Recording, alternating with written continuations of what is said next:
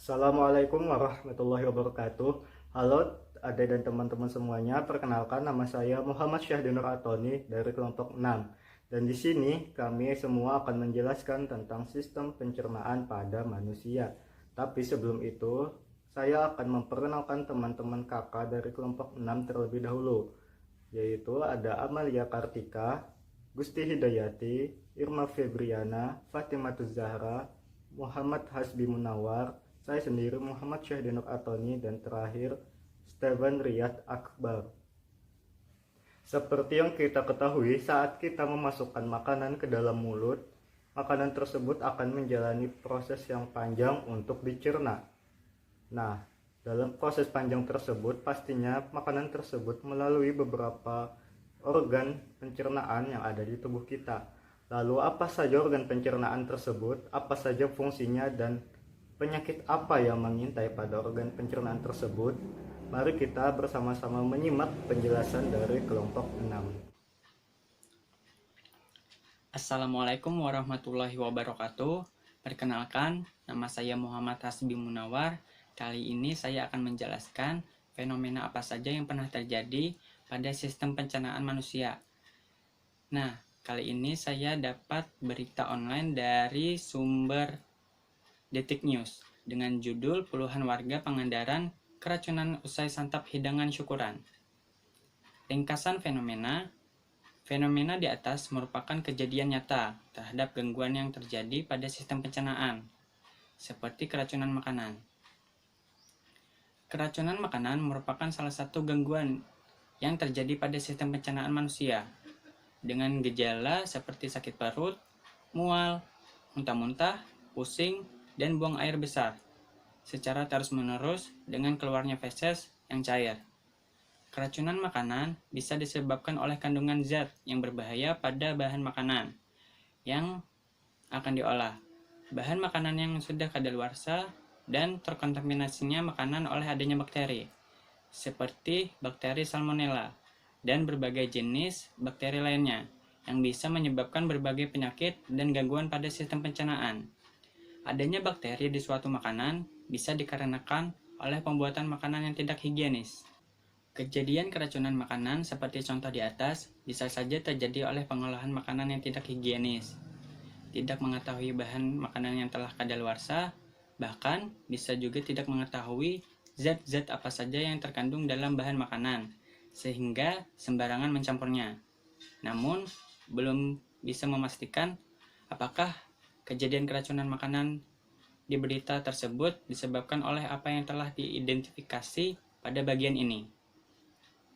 Alternatif untuk memecahkan masalah pada gangguan sistem pencernaan adalah dengan cara menjaga kesehatan kita dengan menerapkan gaya hidup sehat, seperti mengatur pola makan kita, selalu sarapan pagi, tidak jajan sembarangan, dengan membawa bekal sendiri dari rumah, mengolah makanan sendiri dari rumah, sehingga kita tahu makanan yang baik untuk kita, memperhatikan bahan makanan yang akan kita konsumsi seperti tanggal kadaluarsa, dan bahan-bahan apa saja yang terkandung pada produk makanan kemasan, dan memakan makanan yang tinggi akan gizi dan serat.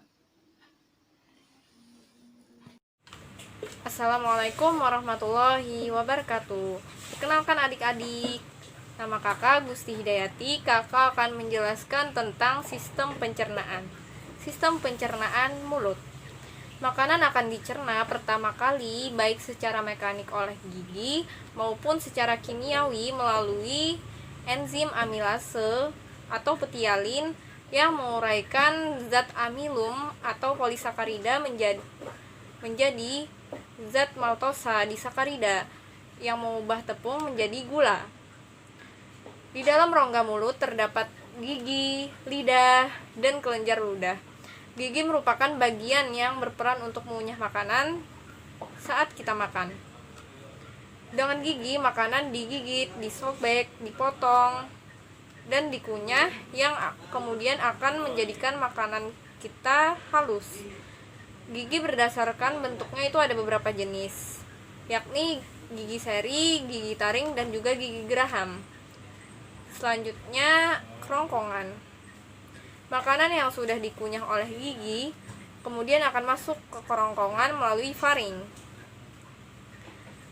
Di dinding kerongkongan terdapat otot-otot yang bisa mengembang dan bisa mengempis saat mendorong makanan yang berbentuk gumpalan-gumpalan untuk menuju lambung.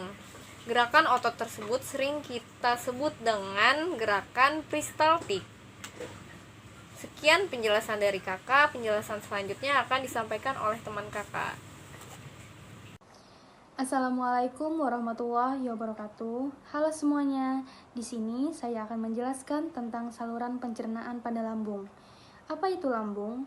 Lambung adalah salah satu organ penting yang terletak di bagian perut atas, tepatnya sebelah kiri. Fungsi lambung paling umum diketahui adalah sebagai tempat makanan dicerna. Ada beberapa fungsi lambung. Yang pertama, untuk tempat menyimpan makanan. Yang kedua, untuk tempat memproses makanan. Yang ketiga, untuk menyingkirkan zat-zat yang berbahaya. Keempat, untuk menyerap zat yang baik untuk tubuh. Ada beberapa bagian dari lambung. Yang pertama, kardiak. Kardiak adalah bagian ujung lambung teratas yang berhubungan langsung dengan esofagus. Kardiak menjadi tempat pertama masuknya makanan setelah dari kerongkongan. Yang kedua, fundus. Setelah memasuki kardiak, makanan kemudian disalurkan menuju fundus.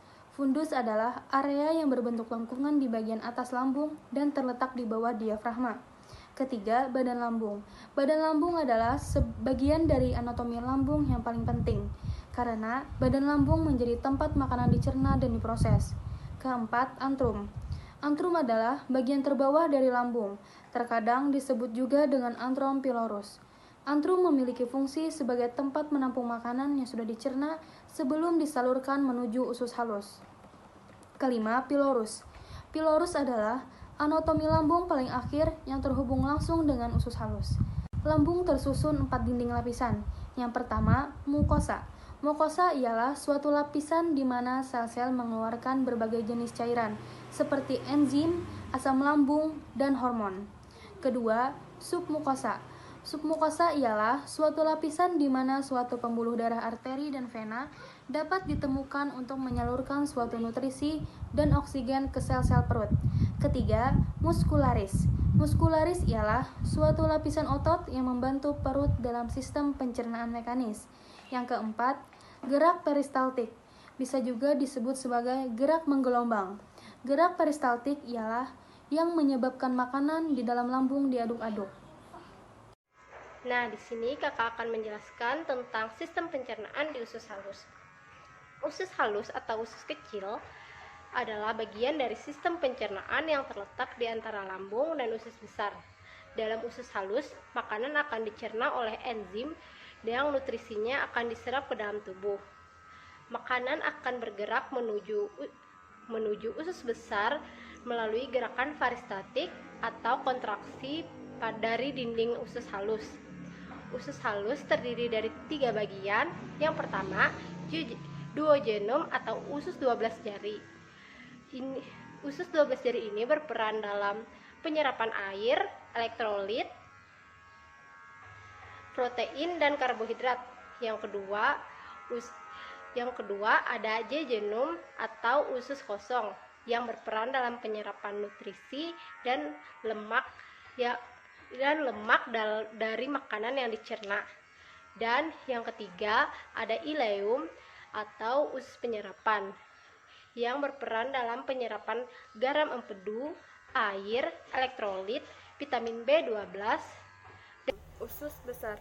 Setelah makanan diproses di usus halus, selanjutnya makanan akan diproses kembali di usus besar. Usus besar atau kulon dalam anatomi adalah bagian usus antara usus buntu dan rektum. Fungsi utama organ ini adalah menyerap air dari feses. Fungsi lainnya yakni 1. Menyimpan dan eliminasi sisa makanan. 2. Menjaga keseimbangan cairan dan elektrolit dengan cara menyerap air. 3. Mendegradasi bakteri. Kali ini Bapak akan menjelaskan materi tentang organ-organ sistem pencernaan, terutama organ anus dan gangguan pada sistem pencernaan. Dalam sistem pencernaan, terdapat beberapa organ yang terlibat, seperti mulut, lambung, hingga anus. Fungsi dari sistem pencernaan yang paling utama adalah menghancurkan semua makanan yang masuk ke dalam lambung, lalu semua nutrisi yang terkandung di dalamnya diserap oleh tubuh. Kembali ke topik yang akan Bapak bahas, yaitu organ anus. Anus atau dubur merupakan bagian terakhir dari saluran pencernaan. Anus berfungsi sebagai tempat pembuangan zat sisa makanan, sebagai feses atau kotoran.